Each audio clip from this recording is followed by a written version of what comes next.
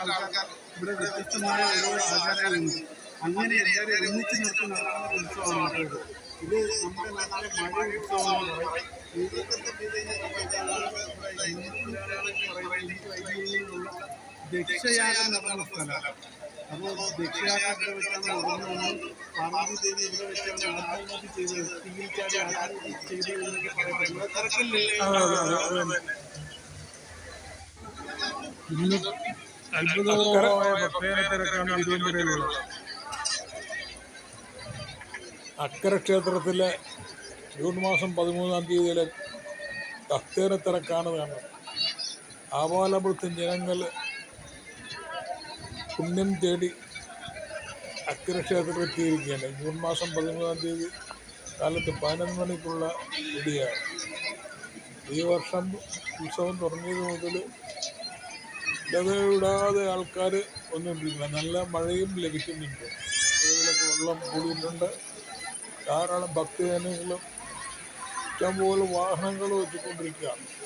അത്ഭുതകരമായ ഒരു പ്രവാഹമാണ് കൊട്ടിയൂർ അക്കരെ അമ്പലത്തിൽ കാണുന്നത്. ഉത്സവം ദർശിക്കാനായിട്ട് നാടിൻ്റെ നാനാഭാഗത്തു നിന്നും നൂറുകണക്കിന് ആൾക്കാർ എത്തിക്കൊണ്ടിരിക്കുകയാണ് കാണുന്നത്.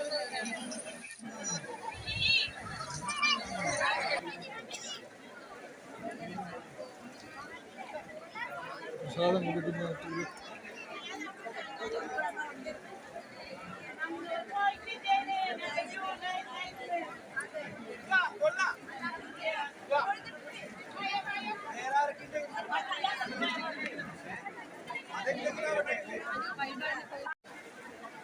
ശ്രീകോവിലിൻ്റെ പണിയാണ് നടന്നുകൊണ്ടിരിക്കുന്നത്.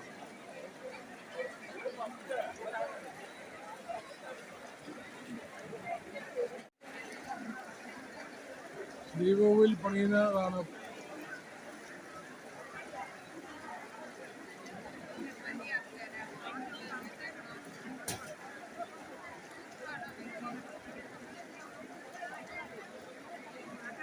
ഓടയും ഓലയും ഒക്കെ ഉപയോഗിച്ച് ശ്രീകോവിൽ മണിത്തറ പണിത് കൊണ്ടിരിക്കുന്നതാണ് കാണുന്നത്. ഭക്തജന പ്രവാഹം അതിഭയങ്കരമായ തിരക്കാണ് ഇവിടെ അനുഭവപ്പെടുന്നത്.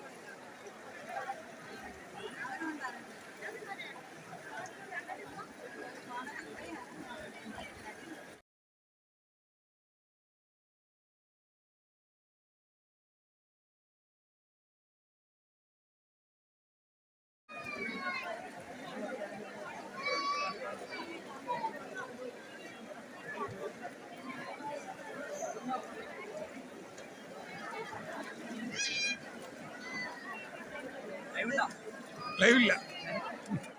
ഇക്കര സന്നിധിയിലെ പ്രത്യേക പ്രവാഹമാണ് ഇപ്പോൾ നമ്മൾ കാണുന്നത്.